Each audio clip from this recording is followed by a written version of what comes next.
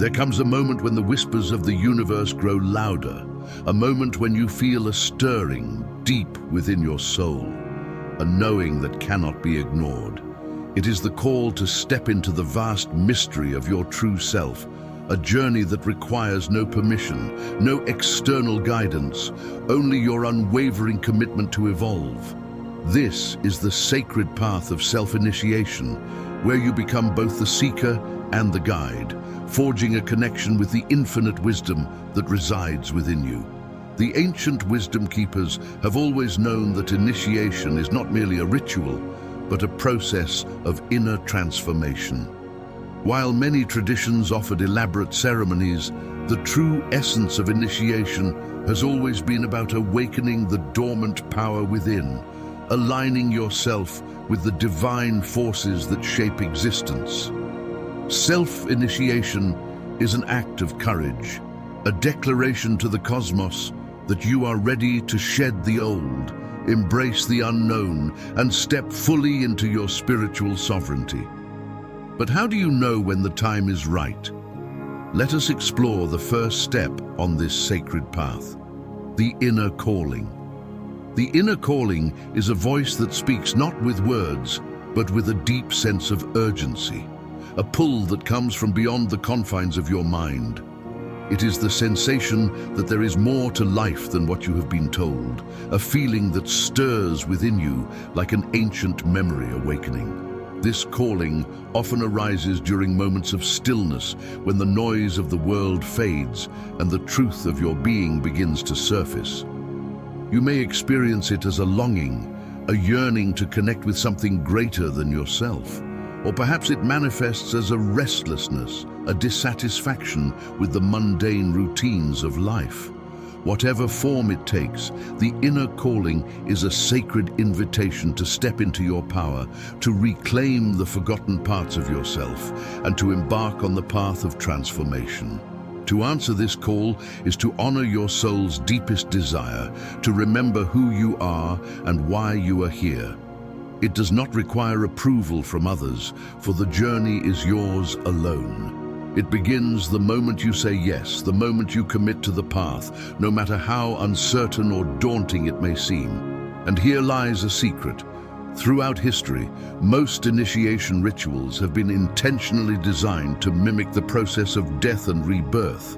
Whether through symbolic fasting, isolation, or trial, the initiate is led to confront the death of their old self, so that a new, awakened self may emerge. But in truth, you need no external ritual to undergo this transformation. The real initiation happens within, in the quiet moments when you dare to face your own shadow and emerge radiant with newfound clarity. If this resonates with you, if you feel the stirring of that inner calling, then perhaps this message was meant for you. Embrace the journey, honor your soul's voice, and let us grow spiritually together. Like this message, share it with someone who might need it, and let us continue to awaken as one. Death and rebirth, the alchemy of transformation.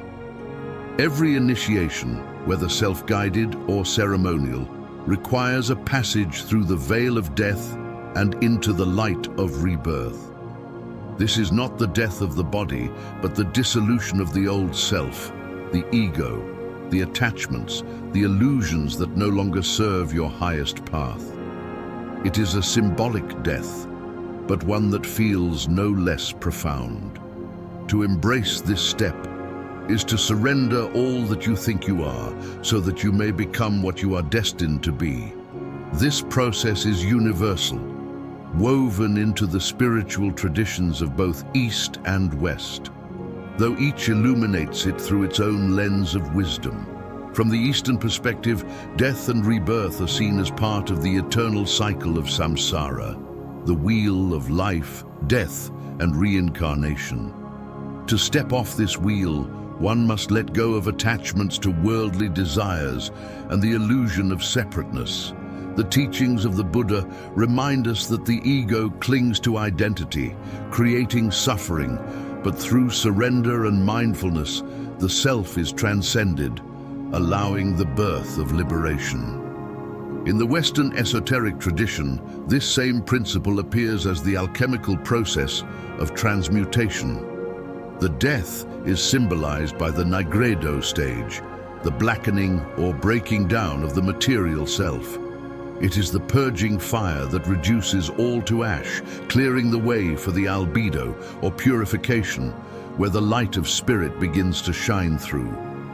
The rebirth culminates in the rubido, the stage of union with the divine self. Here, death is not an end, but the sacred threshold that transforms lead into gold, the profane into the divine. And here lies an esoteric secret shared between East and West. Both traditions reveal that death and rebirth are not singular events, but ongoing processes. In the East, this is embodied in the concept of dying daily, a practice of releasing attachments each day through meditation and self-awareness. In the West, the Rosicrucian teachings speak of the little deaths, moments of ego dissolution that happen repeatedly as the soul ascends toward higher consciousness. This is the great paradox of transformation. Only through the surrender of the old can the new be born. You must allow the false layers of your identity to fall away, trusting that what remains is the eternal essence of your being. The death may feel like loss, but the rebirth will reveal it as freedom. If you feel called to this process, do not fear it. Embrace it.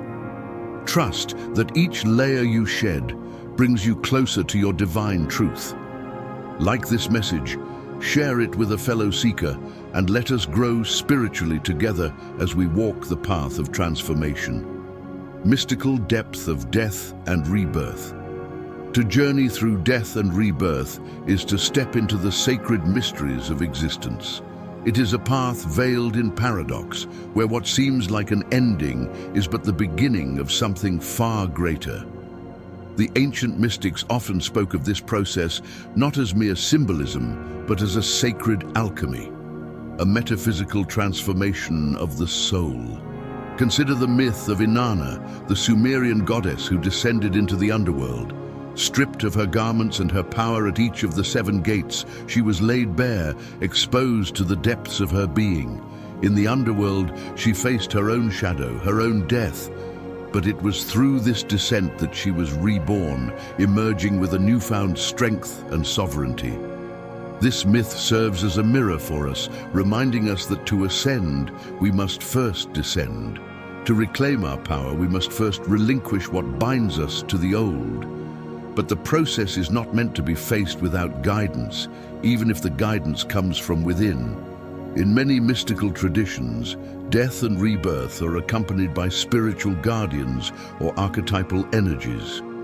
In the East, these might be seen as bodhisattvas, enlightened beings who guide others through the cycles of suffering and liberation. In the West, they manifest as symbols like the phoenix, rising anew from its ashes, or the hermit in the tarot, lighting the way through the dark night of the soul. Ritual for trusting the unknown. In moments of symbolic death, when the old self begins to dissolve, fear often arises. This is the fear of the unknown, the great void that lies between what was and what will be. To navigate this, the mystics teach us to anchor ourselves in trust. One powerful exercise is to sit in stillness under the night sky, contemplating the vastness of the cosmos. Feel the immensity of existence around you, and remind yourself that the stars are born from darkness, just as you too will emerge from this transformation.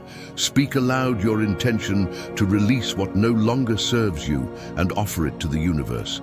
Trust that, like the stars, you are part of a divine order that will guide you through the shadows and into the light.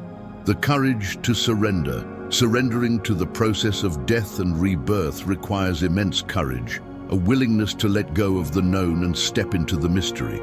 The mystics of every tradition have spoken of this moment as a sacred act of faith. The yogis of the East describe it as Ishvara Pranidhana, the surrender to the divine will, while the Western mystics speak of it as fides, the trust that divine forces are working for your highest good. Here lies another secret. Courage does not mean the absence of fear, but the willingness to move forward despite it. Each time you face the void and step into it, you are practicing the art of rebirth. You are proving to yourself that you are more than your fears, more than your attachments, and far more resilient than you ever imagined. And so, if you find yourself at the precipice of transformation, remember this: you are not alone. The energies of the universe are conspiring to lift you, to carry you through this sacred threshold. Trust the process, embrace the unknown, and let the light of your rebirth shine forth. If this resonates with your soul, like this message, share it with another seeker and let us grow spiritually together as we ascend through the mysteries of life and spirit. Integration, anchoring the transformation. The journey of self-initiation does not end with the act of rebirth. In truth, it is only the beginning. What follows is the sacred art of integration, the process of anchoring the insights, energies, and transformations you have uncovered into your daily life. Without this step, the wisdom gained during death and rebirth risks fading into memory, leaving you unchanged. Integration is the bridge between the mystical and the mundane, where the divine truths you've uncovered take root and shape your reality. To integrate is to live with intention, embodying the lessons learned during your initiation. This may require adopting new practices, breaking old habits, or creating space for reflection and stillness. A seeker's secret, often overlooked, is that small, deliberate actions carry immense power. It is not the grand gestures, but the consistent, mindful choices that transform the self over time. Begin your integration by observing the subtle shifts within you. You may notice that old triggers no longer hold the same power, or that new opportunities align effortlessly with your path. Pay attention to these signs. They are the universe's way of affirming your transformation. Journaling can be a powerful tool here, helping you track your progress and anchor your inner changes. Seekers across traditions have long used symbols to integrate their transformation. From the Eastern tradition of wearing a mala as a reminder of mindfulness, to the Western practice of carrying a talisman as a symbol of inner strength, such objects serve as anchors to your new state of being. Consider creating or finding a sacred object that represents your initiation and keeping it close as a reminder of your commitment to this path. But remember this: integration is not about perfection. It is about progress. You may stumble, revisit old patterns, or feel moments of doubt. These are not failures, but opportunities to deepen your understanding and realign with your truth. The path of transformation is a spiral, not a straight line. Conclusion: the eternal path of the seeker. To walk the path of self-initiation is to embrace the mystery of life itself. It is a commitment to growth, to courage, and to the realization that you are both the seeker and the key to the wisdom you seek. The true secret of the seeker is that the journey never truly ends. It is a perpetual unfolding, a dance between death and rebirth, integration and discovery.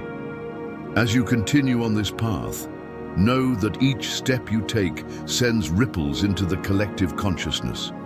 By transforming yourself, you inspire and elevate others, becoming a beacon of light for those who are still searching. If this message has resonated with you, if it has stirred something deep within your soul, then take a moment to reflect. Share this message with another seeker, someone who may need to hear these words today. Like it, pass it forward, and let us grow spiritually together. The journey is yours, but the path is one we all walk, each in our own way, guided by the eternal wisdom within. Take your step boldly and trust that you are exactly where you are meant to be.